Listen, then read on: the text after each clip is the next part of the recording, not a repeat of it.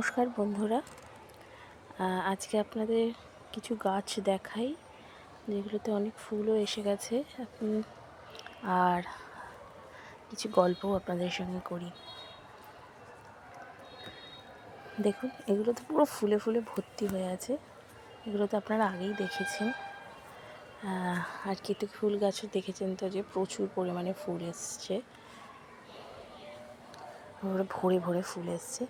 আপনাদের কিছু পুরনো গাছ দেখাই। এইটা হচ্ছে থোকা টগরের গাছ। হ্যাঁ, তো এই থোকা টগরের গাছটা আমার দাদুর লাগানো ছিল, দাদু মানে আমার বাবার জ্যাঠামশাই। তো উনি খুব গাছ ভালোবাসতেন, আর তাকে দেখেই মোটামুটি ছোটোবেলা থেকে আমার গাছের প্রতি ভালোবাসা। তো এই গাছটা যখন আগে আমরা ছোট ছিলাম তখন ছিল একটা বিশাল বড় গাছ। তো তখন সেই গাছটা এতটাই বড় ছিল যে এই পাঁচিল পর্যন্ত উঠে গেছিলো। তারপরে আমাদের 2000 সালের বন্যার সময় আমাদের বাড়িতে অনেক জল উঠে যায়, তখন গাছটা নষ্ট হয়ে যায়।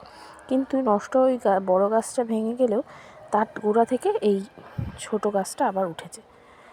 তো আমরা তো আগেই বলেছি যে এখানে আমাদের একটা বড় গাছ ছিল, সেটাকে কাটার সময় ওই ছোট গাছটা নষ্ট হয়ে গেছিলো, থেঁতো হয়ে যাওয়ার মতো নষ্ট হয়ে যায়। তারপরে আবার কেটে দেওয়ার পর এই 3-4 মাসে আবার এটা একটু বড় হয়ে গেছে।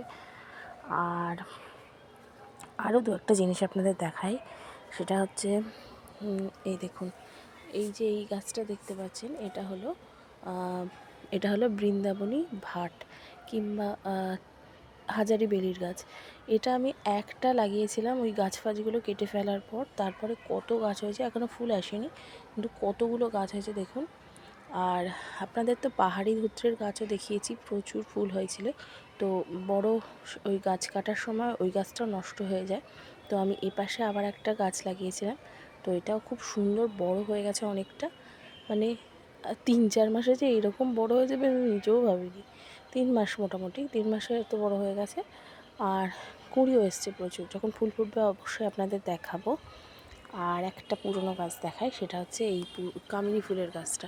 এটাও অনেক পুরনো গাছ, এর মোটা গোড়াটা দেখবেন, তারা দেখাচ্ছি। এই দেখুন,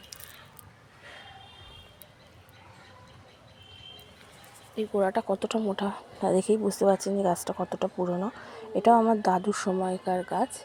এটা আর একটা বড়ো গাছ আমাদের পেছনে ছিল, কিন্তু সেটা কাটতে হয়েছে আমাদের ছাদে অসুবিধা হচ্ছিল বলে। আর এই গাছটাও আমার গাছ কাটার সময় অনেকটা নষ্ট হয়েছে, আবার ছোট করে কেটে দেওয়ার পর এখন সুন্দর করে ডালপালা গজিয়েছে।